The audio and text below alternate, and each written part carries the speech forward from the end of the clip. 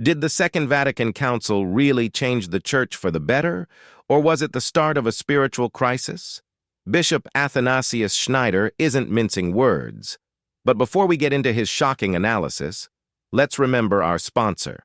For those who don't know, the Second Vatican Council was a landmark event in the 20th century, a meeting of the Catholic Church's top minds to discuss how the Church should relate to the modern world.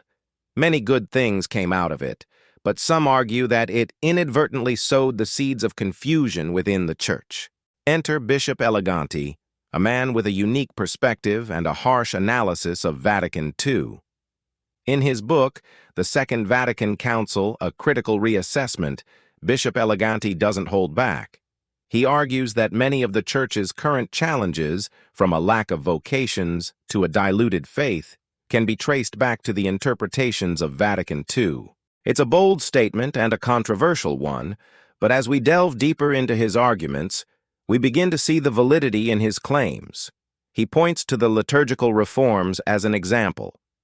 The way the Mass is celebrated today is vastly different from how it was celebrated 50 years ago, and the bishop argues that this change, while well-intentioned, has diminished the sacredness of the Mass.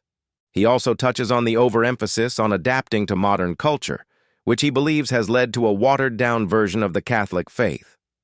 Finally, he addresses the subtle shift away from absolute moral truths, which he sees as a dangerous trend with far-reaching consequences.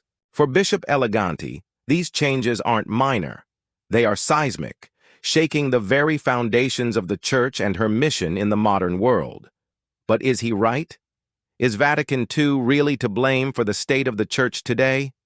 The answer, as with most complex issues, isn't simple. While Vatican II did open up the Church in many fruitful ways, it also paved the way for ambiguity and misinterpretations.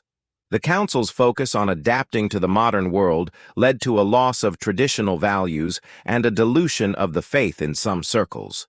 This isn't to say that the Church should reject all change or turn its back on the modern world. Rather, it should be a reminder to all Catholics to be vigilant and to ensure that any changes made are in line with the true teachings of Christ. What do you think? Is Bishop Eleganti right in his harsh assessment of Vatican II, or is he exaggerating the Church's struggles? Let's discuss in the comments. Also, don't forget to share this video with your fellow Catholics so we can all better understand the challenges facing our Church today. Together, we can work to ensure that the faith is preserved and passed on to future generations. So keep this conversation going. Share this video, drop your thoughts in the comments, and let's continue to seek the truth together.